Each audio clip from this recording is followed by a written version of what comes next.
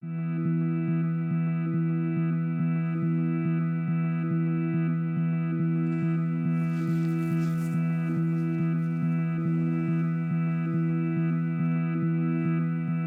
I was in the 2nd grade, I saw a movie.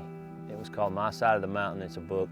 They made a movie. It's old, it's kind of cheesy, but the kid had a peregrine falcon, and I wanted to do that since I was in the 2nd grade. She is still a wild animal. She tolerates my presence because I feed her. I can turn her loose, and within a week she would be hunting on her own, wouldn't remember that I even exist.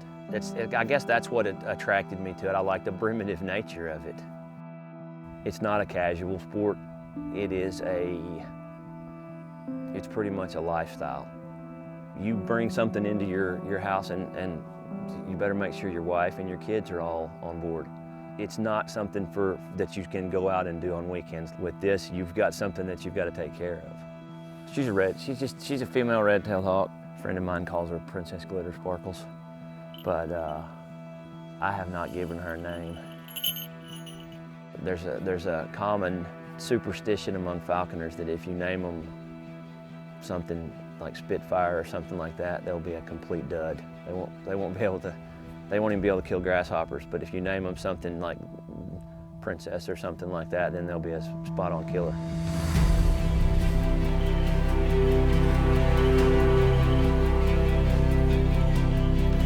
Come on, get up.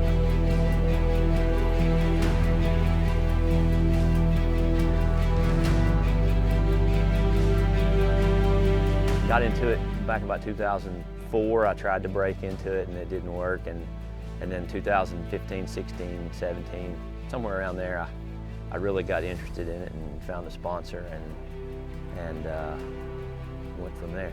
You start as an apprentice, move to a general, and then after so many years, you get to move to a master falconer. Come on.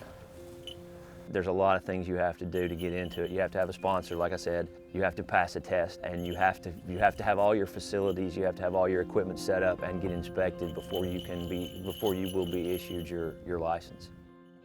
I usually like to hunt right on the edge of town, where people have cleared land, like for building spots and things, and try to get permission from those people.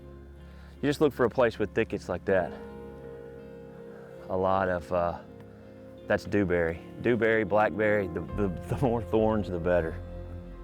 When I get to a place, I get my lure ready, put some meat on the lure, and I'll cut up some tidbits. I don't tidbit a lot, and I will carry a piece of a rabbit carcass or a whole rabbit carcass with me in case something happens and I need to get her back fast. Because I can take that rabbit and throw it on the ground and she'll come back to it. But once I do that, get the bird out, get her telemetry on. That way I can find her if she decides to go out in the wind. And then I just get my stuff and head for the field, turn her loose and let her fly up in the perch. Get up high, get up high. And then I start crashing brush.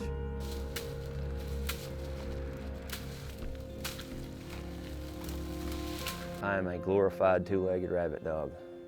Oh, let's see if I can get out of here without bleeding. Not likely.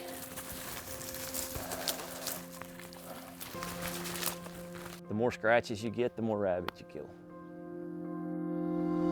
There you go. Get up high, get up high. There you go. That's where I want her, right there. The bird's motivated by hunger. She's a wild animal. Adjust weight up and down. You'll get her too heavy and she'll completely ignore you. Get her too light and she's got no energy. So you hit a window there. And my bird has a pretty good window. She flies better at a certain weight than she does other times. You get her too heavy and she flies up in the tree and fluffs up and stands on one foot and completely ignores you. But every bird's gonna be different, just like people. Every bird's gonna have a little different personality, some good, some bad. When she's in a tree, I can tell when she's looking at something, I can tell when she's watching game, I can tell when she's bored. I can tell just by her body language. She's getting tired of me crashing brush and not pushing anything. And I can tell when she stands up, she gets on point and she's looking at something, and then usually it's on. Ho, ho, ho.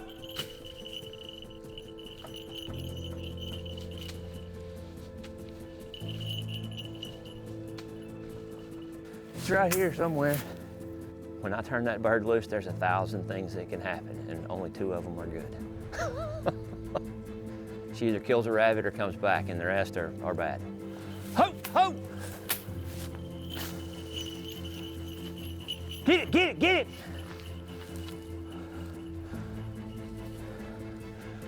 That was no good. All right, we're gonna try to reflush that one out of there. That rabbit's hurt. Working with the animals, working with the bird, and watching her do what she naturally does is probably my favorite part of it, and being a part of that. Ho, ho, ho!